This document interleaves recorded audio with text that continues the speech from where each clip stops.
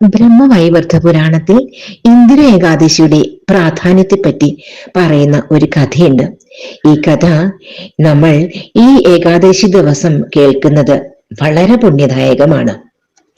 സത്യയുഗത്തിൽ ഇന്ദ്രസേനൻ എന്നൊരു രാജാവ് ജീവിച്ചിരുന്നു. അദ്ദേഹം വലിയ വിഷ്ണു ഭക്തനായിരുന്നു.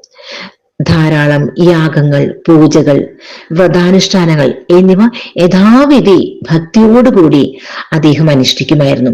എന്ന് മാത്രമല്ല, തന്റെ രാജ്യത്ത് അദ്ദേഹം അത് നടപ്പിലാക്കുകയും ചെയ്തിരുന്നു. തന്റെ പ്രജകളെ കൊണ്ട് ഈ വ്രതങ്ങളും ഒക്കെ അദ്ദേഹം അനുഷ്ഠിച്ചിരുന്നു. അങ്ങനെ ആ രാജ്യം സർവ ഐശ്വര്യങ്ങളും സന്തോഷവും സമാധാനവും സമ്പൽ സമൃദ്ധിയുമുള്ളതായി മാറി.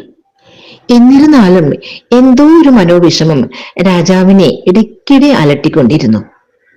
ആ ഇടയ്ക്ക് നാരദ മഹർഷി ഇന്ദ്രസേനന്റെ കൊട്ടാരത്തിൽ വന്നു. രാജാവ് മുനിയെ യഥാവിധി സ്വീകരിച്ചു, ആദരിച്ചു.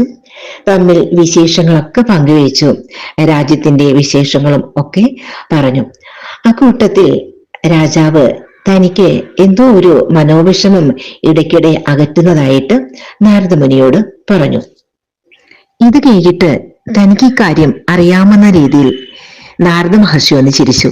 എന്നിട്ട് പറഞ്ഞു, രാജാവേ, ഞാൻ യമലോകത്ത് നിന്നാണ് വരുന്നത്. അവിടെ വെച്ച് ഞാൻ രാജാവിന്റെ പിതാവിനെ കണ്ടിരുന്നു. പിതാവ് അവിടെ വളരെ വിഷമത്തിലാണ്. അദ്ദേഹത്തിന് ഇതുവരെ മോക്ഷം കിട്ടിയിട്ടില്ല. എനിക്കത് കണ്ട് വളരെ സങ്കടമായി. ഒരു പക്ഷേ അദ്ദേഹം അവിടെ അനുഭവിക്കുന്ന യാതനകളാകാം രാജാവിന്റെ ഈ മനസ്സമാധാനക്കേടിന് കാരണം.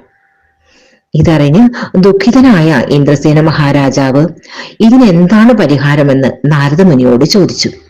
അപ്പോൾ നാരദ മഹർഷി പറഞ്ഞു, പിതൃക്കൾക്കും പൂർവികർക്കും മോക്ഷം ലഭിക്കുന്നത് പിതൃപക്ഷത്തിലാണ്. പിതൃപക്ഷത്തിലെ ഏകാദശി വ്രതം യഥാവിധി അനുഷ്ഠിക്കുകയും ശ്രാദ്ധ നടത്തുകയും ചെയ്താൽ മോക്ഷം കിട്ടാതെ അലയുന്ന എല്ലാ ആത്മാക്കൾക്കും മോക്ഷം ലഭിക്കുന്നതാണ്.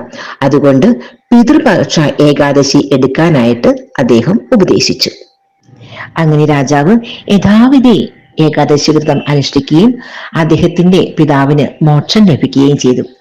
അങ്ങനെ അദ്ദേഹത്തിന്റെ സകല പാപങ്ങളും നീങ്ങി അദ്ദേഹം സന്തോഷകരവും സമാധാനപരമായിട്ടുള്ള ഒരു ജീവിതം നയിച്ചു എന്നാണ് പറയുന്നത്. ഓരോ ഏകാദശിക്കും അതിന്റെ വ്രതമഹാത്മ്യ കഥയുണ്ട്. ആ കഥ അന്നേ ദിവസം കേൾക്കുന്നത് വളരെ പുണ്യദായകമാണ്.